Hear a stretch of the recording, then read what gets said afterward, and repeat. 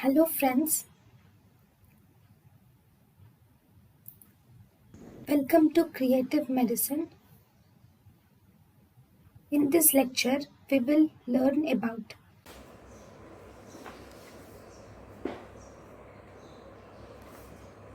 Hello friends, let us now learn some important points about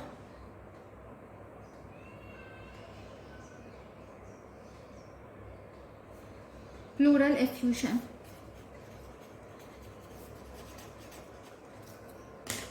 What are the important points about pleural effusion? So if you see pleural effusion, in pleural effusion,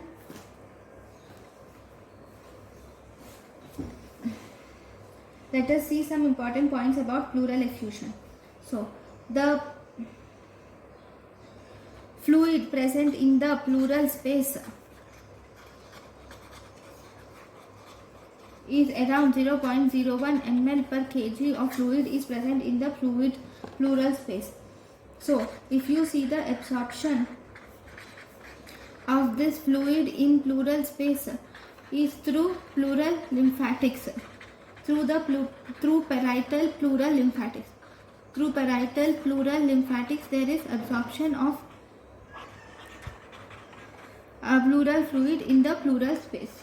Okay. Then because of this absorption there will be constant movement.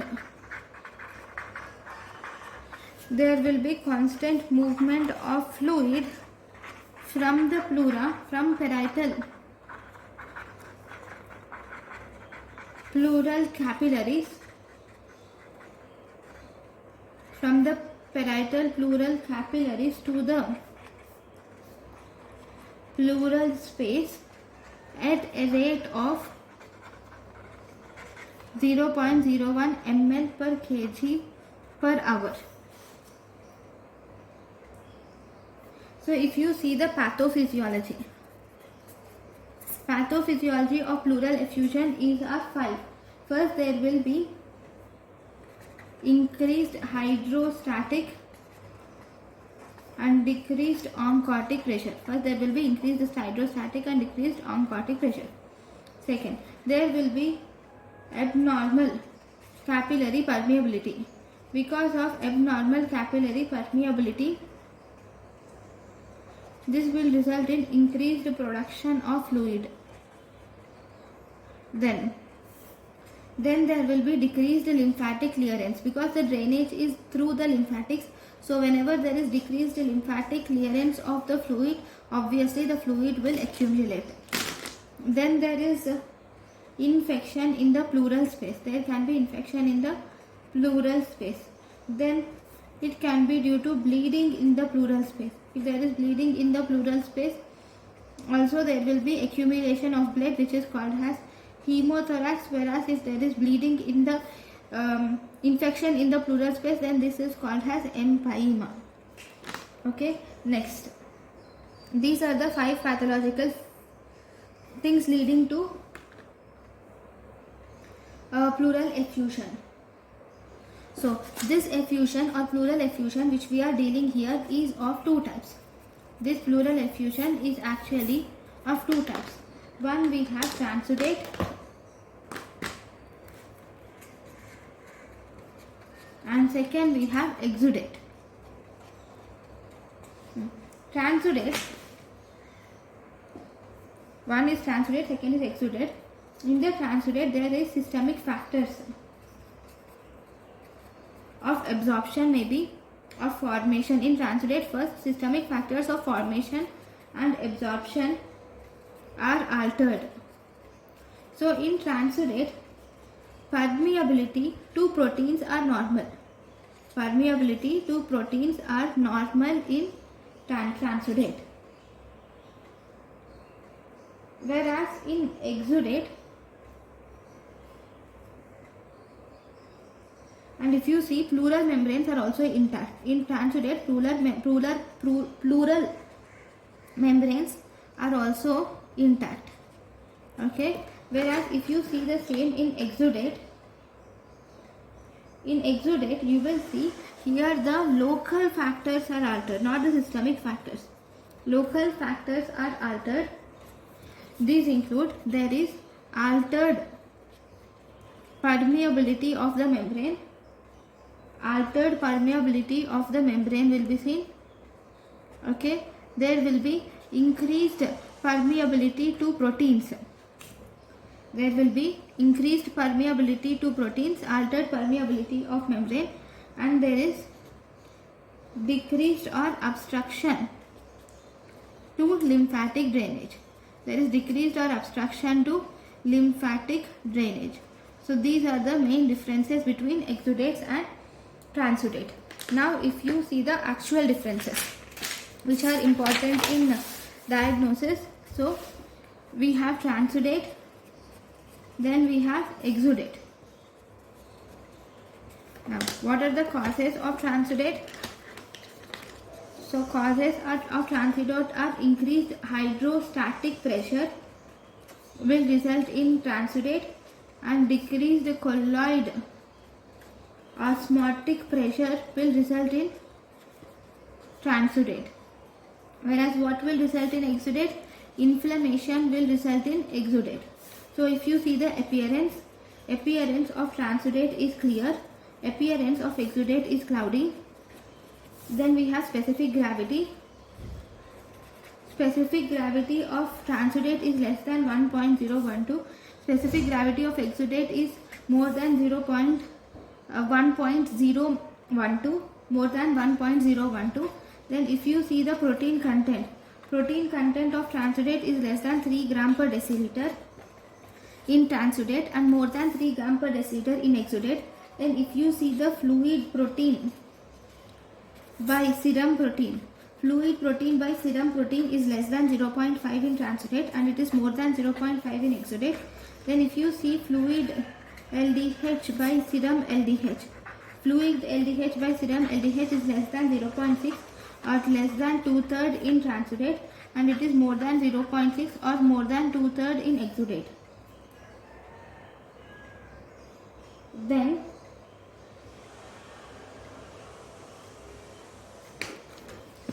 now what is Light's criteria? There is a criteria for this transudate or exudate which is called as Light's criteria. So this Light's criteria is actually suggestive of exudate. Okay, here in this Light's criteria, if the pleural fluid protein is more than 3 gram per deciliter, if the fluid protein by serum protein, if it is more than 0.5, or if fluid LDH by by serum LDH, if it is more than 0.6, then it is an exudate. So that is Light's criteria. Now what are the causes of exudate? If you see the causes of exudate, these include, number 1, neoplastic diseases. Neoplastic diseases like you will see metastatic disease. These metastatic disease are either from breast carcinoma, or they are from lymphoma, or they are from mesothelioma. Then we have infectious diseases. Infectious diseases also can cause exudate, like tuberculosis, bacterial infections or fungal infections or viral infections or proteins will result in exudate, whereas collagen vascular diseases will also result in exudate. So if you see in the collagen vascular diseases like SLE, rheumatoid SLE and rheumatoid pleuritis will result in exudate. Then even if you see gastrointestinal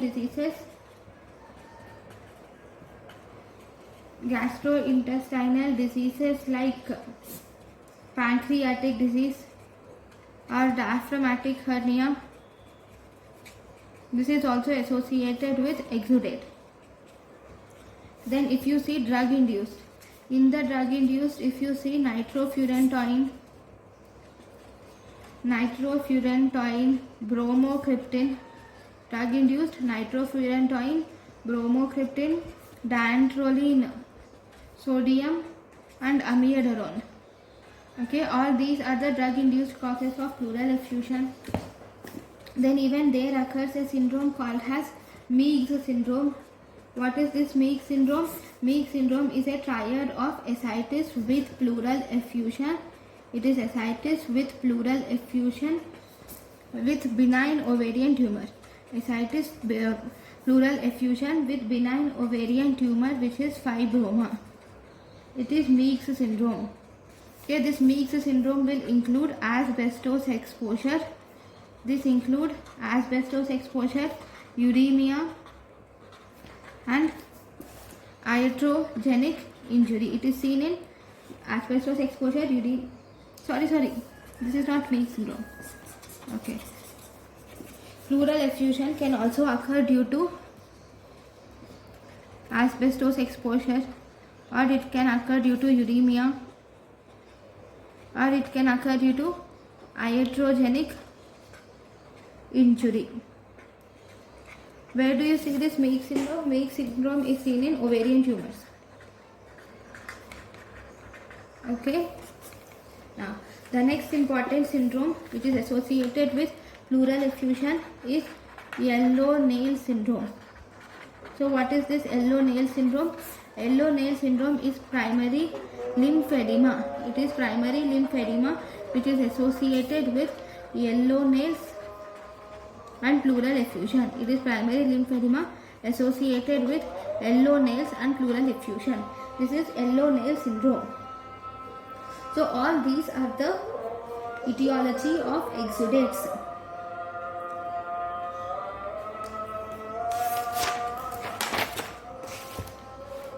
Even pneumonia comes under exudate.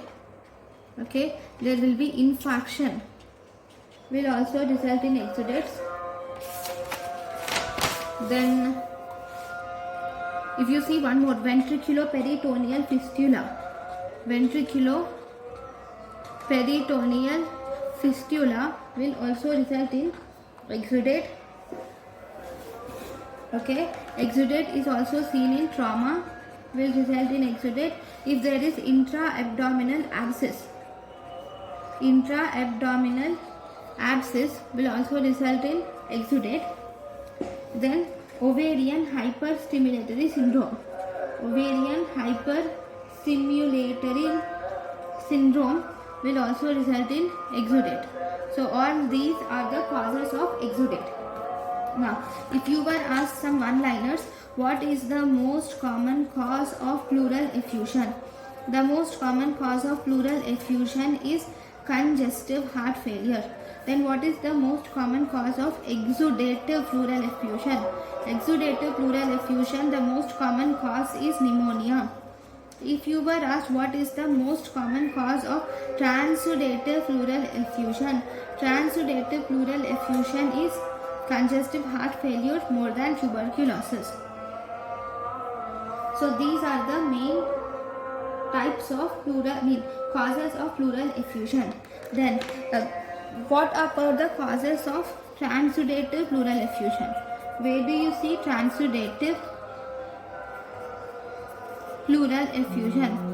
Okay, this transudative pleural effusion, it is seen in congestive heart failure or constrictive. It is seen in congestive heart failure, constrictive pericarditis. It is seen in hepatic cirrhosis. It is seen in low albumin or hypoalbuminemia. It is seen in low albumin or hypoalbuminemia. It is seen in myxedema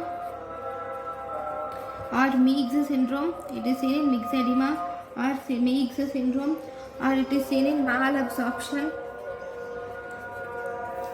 Then it is seen in peritoneal dialysis. Iatrogenic causes include, it is seen in vascular migration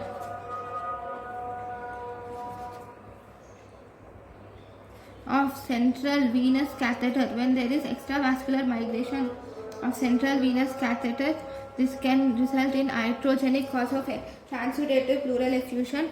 Transudative pleural effusion can occur in obstruction of superior vena cava, or it can occur in obstructive uropathy. Okay, it can also occur in nephrotic syndrome. Okay, so these are the different causes of transudative pleural effusion.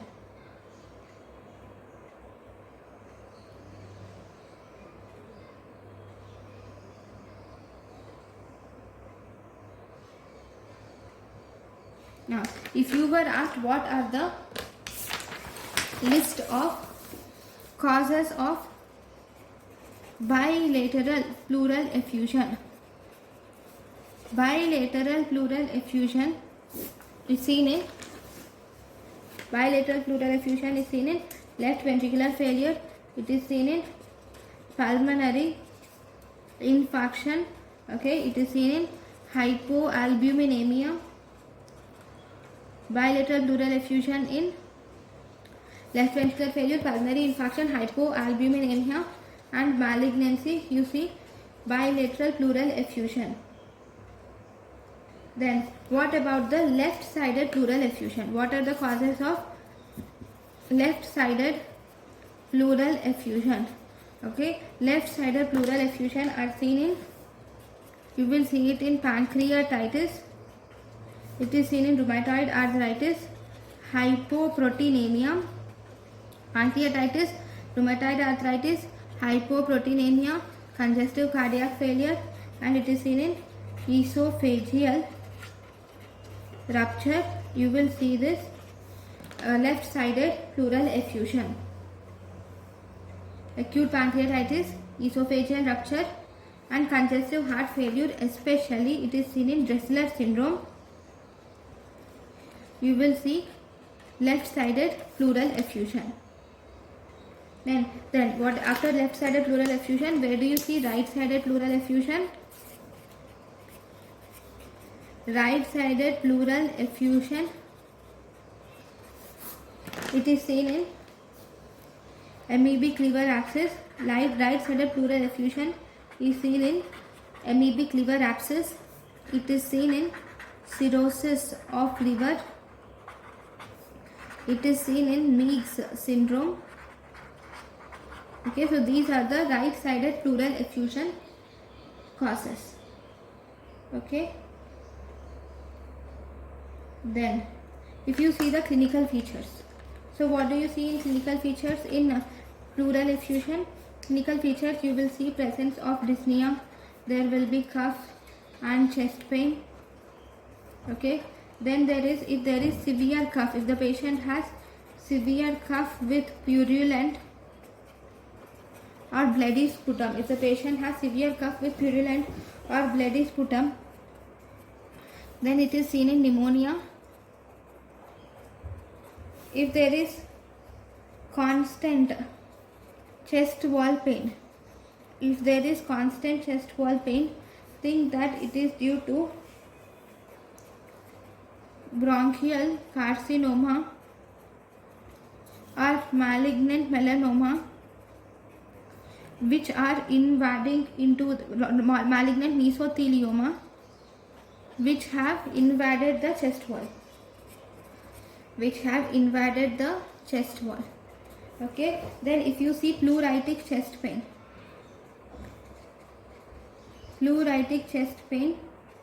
is seen in pulmonary embolism. Pulmonary embolism will result in pleuritic chest pain. Even the pleural inflammation will result in pleuritic chest pain. And you will see systemic toxicity. Where do you see systemic toxicity? Systemic toxicity is seen in empyema. You will see systemic toxicity. So these are the main clinical features of pleural effusion. Now, on examination, you will see that there is decreased chest movements. On examination, you will see that there will be decreased chest wall movements, there will be decreased breath sounds are seen. Okay, and you will also see that there is dullness too. Percussion note will be dull, and there is decreased tactile fremitus, and there will be deviation of mediastinum will be seen. There will be deviation of mediastinum which is away from effusion. You will see that deviation of mediastinum away from effusion, and you will see pleural friction rub. You will see that there will be pleural friction rub. So these are the clinical features of pleural effusion. In pleural effusion, you have one more thing which is called as succession splash will also be seen in pleural effusion. So this is present, not actually this succession splash is a different thing. It is present in hydropneumothorax. It is present in hydropneumothorax. It is absent in pleural effusion. In succession splash, you will put the patient in the supine position and you will move the patient so that you will hear the sound that is seen whenever there is air plus fluid is present. Then you will see this succession splash. Then if you see, let us see some important features of each type of effusion. So if there is tubercular effusion, if there is TB effusion, what are the features of TB effusion? TB effusion shows there will be exudate, the proteins will be increased. In TB effusion there will be exudates, proteins will be increased, there will be increased pleural LDH will be increased. This is hemorrhagic effusion. Glucose levels of the pleural fluid will be equal to the serum levels. Pleural fluid glucose levels will be equal to the serum levels. Then if you see the WBC counts are increased, and you will see increased levels of TB markers are increased. So what are the TB markers are increased in pleural fluid? In pleural fluid you will see that there will be increased TB markers. These include adenosine deaminase will be more than 45 international unit per liter. Interferon 5 will be more than 140 picogram per ml, and there can be positive PCR will be seen for tubercular DNA. Okay, there will be adenosine deaminase will be more than 45 international units per liter. Interferon 5 will be more than 140 picogram per ml, and there will be positive PCR for TB DNA. So this is about tuberculous effusion. Now, if you see, there will be one more list. If you see, there is a list of conditions which, what are the list of conditions with low blood glucose in pleural effusion? Low blood glucose, that is of less than 60 milligrams per deciliter in pleural effusion. What is the condition with low blood glucose of less than 60 milligrams per deciliter in pleural effusion? That is, these include malignant pleural effusion. You will have the blood glucose of less than 60 milligrams, and these include rheumatoid pleural effusion or pneumonic effusion. In pneumonic effusion there will be low blood sugar levels, and hemothorax. Then paragonemiasis, and you can also see low blood sugar levels in Churg-Strauss syndrome. Low blood sugar levels are also seen in glucose level in TB, which is usually equal to serum levels. Glucose levels of TB are almost equal to serum levels in TB. But sometimes TB may also have low blood glucose. It might have blood glucose levels in pleural fluid of tuberculosis will be mostly equal to that of serum levels of tuberculosis, But tuberculosis may have low blood glucose levels also. They may have low blood glucose levels also. Okay, so these are the important conditions with low blood glucose levels in pleural effusion. So these are some list. There is one more list which is important for NEET PG, which is what are the conditions with high amylase levels. Conditions with high amylase level in pleural fluid. So what are the conditions with high amylase level in pleural fluid? These include: 1. We have esophageal rupture will result in high amylase levels. Then if there is pancreatic pleural effusion, obviously pancreas, the specific marker of pancreas is amylase. So in pancreatic pleural effusion you will see high amylase.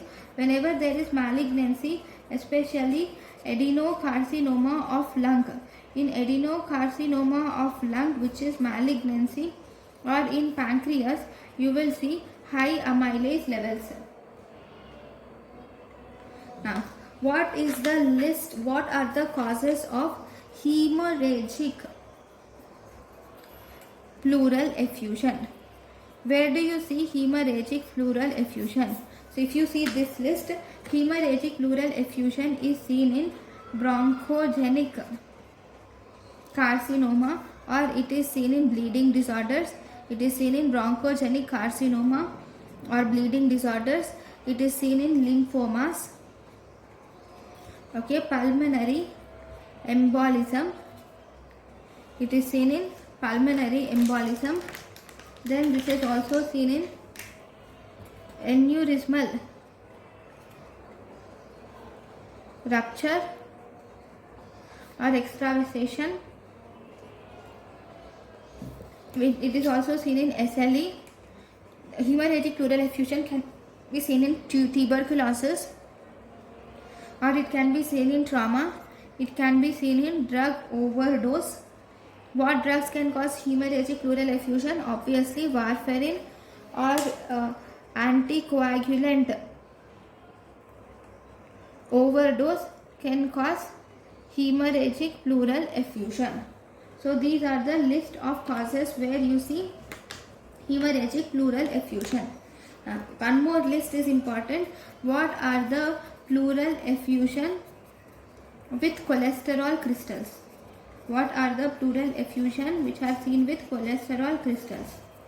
If you see pleural effusion with cholesterol crystals include hypothyroidism, tuberculosis and rheumatoid arthritis are the pleural effusion with cholesterol crystals.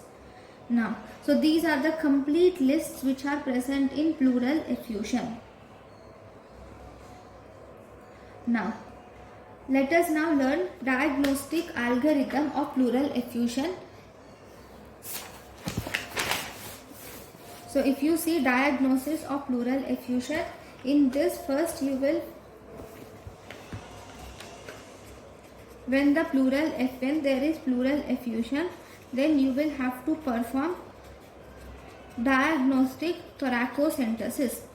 When you perform diagnostic thoracocentesis, and then you will have to measure the pleural fluid. Perform the diagnostic thoracocentesis and measure pleural fluid protein and LDH. Now, if you see that the pleural fluid protein by serum protein is more than 0.5, or fluid LDH by serum LDH if it is more than 0.6, or pleural fluid LDH is more than 2/3 of serum upper normal limit, which is nothing but this complete, we call it as Light's criteria. Now, if Light's criteria is present, if this type criteria is positive, then it is an exudate. If it is absent, then it is transudate. Then you will have to treat it, diagnose it as either congestive heart failure or cirrhosis or nephrosis based on the clinical features. Okay. Now, if it is a exudate, now the further measurement should be done. If it is an exudate, you will have to measure the pleural fluid glucose. If it is exudate, measure the pleural fluid glucose, amylase, okay, and you will also have to obtain pleural fluid cytology, also obtain differential cell counts, okay, and then do culture and also stain the pleural fluid, do culture and stain the pleural fluid, and also pleural fluid markers of tuberculosis should be checked. So now it is based on the diagnosis. So if you see, if amylase is elevated, then it can be either esophageal rupture, or it can be due to pancreatic pleural effusion, or it can be due to malignancy. If amylase is elevated, it can be due to esophageal rupture, pancreatic pleural effusion, or malignancy. If glucose is less than 60 milligrams per deciliter, then it is due to malignancy, or it is due to rheumatoid pleuritis, it is due to rheumatoid pleuritis, or it can be due to bacterial infections. In bacterial infections, the glucose will be less than 60. Okay, then if these are negative, then you will have to consider pulmonary embolism.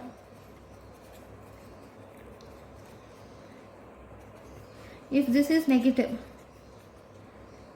then pleural fluid markers of TB should be seen. If this is positive, then obviously treat it.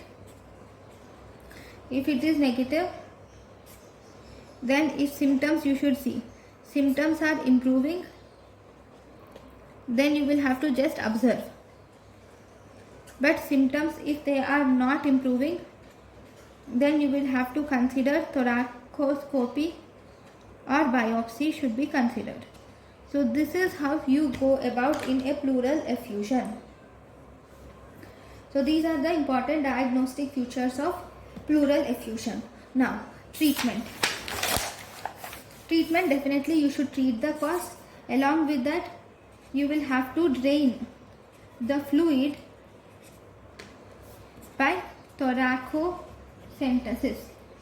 First, you will have to drain the fluid by thoracocentesis.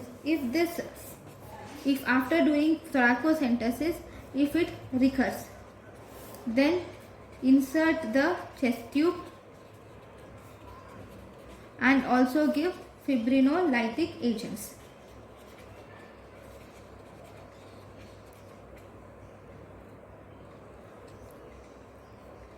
Okay, the fibrinolytic agent which is used is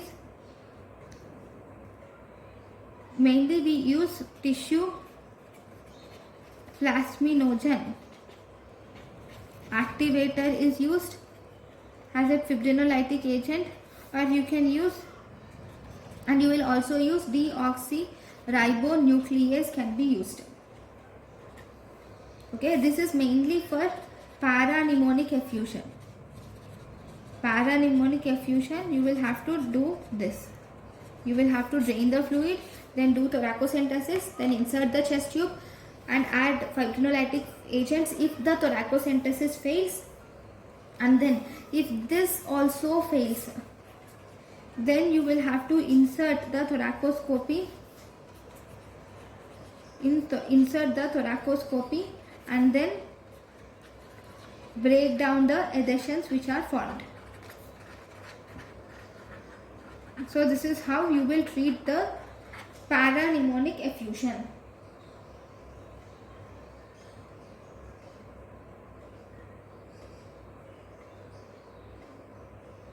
Now, what are the indications of thoracocentesis? So if you see the indications of thoracocentesis, where do you do Thoracocentesis. Thoracocentesis is mainly done in loculated. It is done in loculated pleural effusion. It is done when pleural fluid,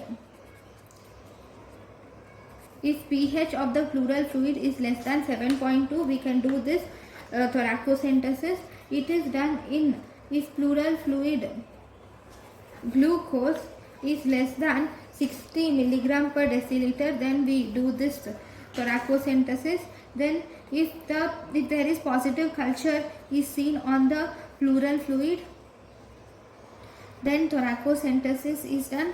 If there is presence of gross pus, then we should do thoracocentesis. So these are the main indications of thoracocentesis. Thank you for watching. Thank you, and thank you for watching.